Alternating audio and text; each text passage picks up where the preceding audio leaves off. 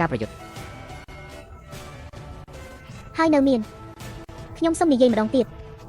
ការហ្វឹកហាត់ខ្លាយជាទេវតាមិនមែនហ្វឹកហាត់លើភាពជាទេវតានោះទេគឺហ្វឹកហាត់លើធនធានក្រឡេកមើលទៅទូទាំងដែនដីទេវៈនៅពីក្រោយកំពូលអ្នកខ្លាំងពូកែម្នាក់មិនមែនជាការខិតខំប្រឹងប្រែងតខ្លួននោះទេប៉ុន្តែគឺធនធានរាប់មិនអស់ដើម្បីចូលរួមការប្រកួតសិស្សក្នុងនិកាយយ៉ាងហោចណាស់អ្នកត្រូវតែមានកម្លាំងក្នុងដំណាក់កាលចុងក្រោយនៃការស្ថាបនាមូលដ្ឋានបើមិនដូច្នេះទេគឺស្មើនឹងការស្វែងរកសេចក្តីស្លាប់ដោយខ្លួនឯងនិយាយមកមិនមែនគ្រាន់តែជាអាហារសម្រន់ទេអីខ្ញុំមានតើប្រយ័ត្នខ្លួនទៅលោកម្ចាស់និកាយកាលពីប៉ុន្មានថ្ងៃមុនមានការបន្ទាន់ត្រូវពិភាក្សាស្រាប់តែសិទ្ធិតរបស់យើងពីរនាក់បានបាត់ខ្លួនតែម្ដងមានរឿងអីទៅខ្ញុំបានឲ្យគេស៊ើបសួរមើលឃើញថាពួកគេបានទៅនិកាយ Fancy ហើយក៏មិនដែលត្រឡប់មកវិញឡើយមិនក៏អាចទៅជាបែបនឹងបានស៊ូវិនយៀនហ៊ួនអ្នកទាំងពីរទៅស៊ើបអង្កេតរឿងនេះទៅអីគេយ៉ាប់ណាស់និយាយអីចង្រៃម្លេះមិនច្រឡំទេដឹងខ្ញុំនិយាយពីគេគោរពតាមបញ្ជាលោកគ្រូ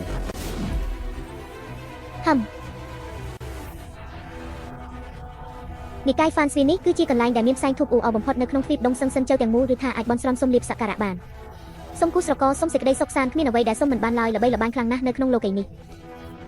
ប៉ុន្តែខ្ញុំធ្លាប់ឬពូទី7និយាយពីវិហាររបស់ពួកគេខ្ញុំតែងតែមានអារម្មណ៍ថាវាមិនមានសន្តិភាពដូចអ្វីដែលឃើញនៅខាងក្រៅនោះទេលោកគ្រូតើលោកមានន័យថាម៉េចទៅគ្មានអ្វីទេប្រហែលជាខ្ញុំមើលច្រឡំហើយអ្នករាល់គ្នាគ្រាន់តែត្រូវចាំថាសិស្សទាំងនោះគឺជាគ្រឹះនៃនិកាយរបស់យើងអ្នករាល់គ្នាត្រូវតែស្វែងរកសិស្សច្បងទាំងពីរនាក់ឲ្យឃើញលោកម្ចាស់និកាយតើសិស្សច្បងទាំងពីរនាក់មានលក្ខណៈសម្គាល់អ្វីខ្លះសិស្សច្បងទាំងពីរនាក់គឺជើយុននិងស៊ូវិនម្នាក់មានស្លាកស្នាមនៅខាងក្រោយយកម្នាក់ទៀតកើតមកមានប្រស្រីភ្នែកពីរជាន់គឺភ្នែកខាងមានប្រស្រីភ្នែកពីរទទួលបញ្ជា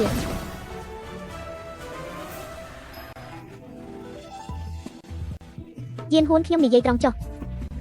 នៅក្រុមតែមួយជាមួយឯងពិតជាសេមែង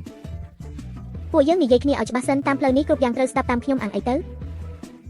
អាំងតែខ្ញុំនៅដំណាក់កាលចុងក្រោយនៃការស្ថាបនាគ្រឹះហើយឯងនៅដំណាក់កាលកណ្ដាលកម្រិតវិជ្ជាខ្ញុំខ្ពស់ជាងឯងមួយកម្រិតក៏បាន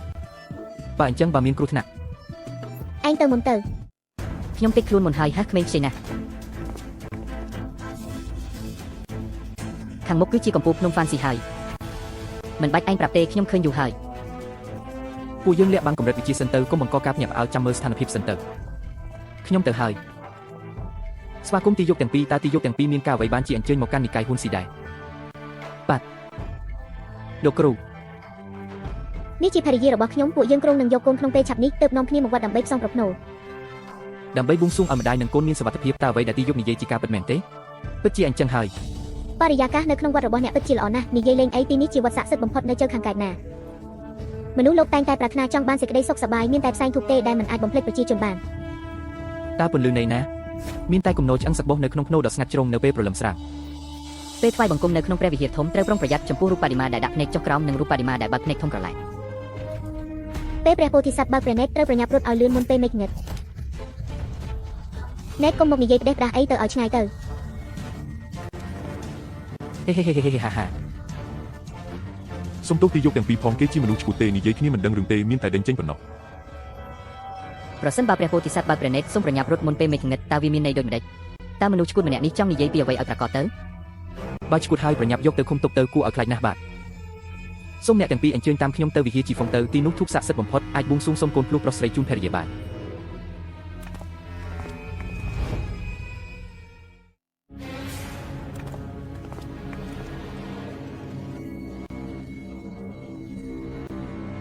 អ្នកទាំងពីរអាចបួងសួងសុំពរបានហើយ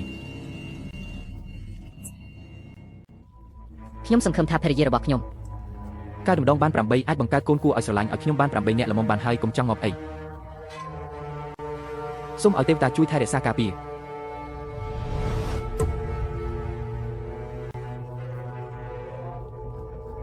ប្រសិនបើព្រះពោធិសត្វបើកព្រះនេត្រត្រូវប្រញាប់រត់មុនពេលមេឃងឹតព្រះពោធិសត្វអង្គនេះពិតជាបើកព្រះនេត្រមែនហើយទីយក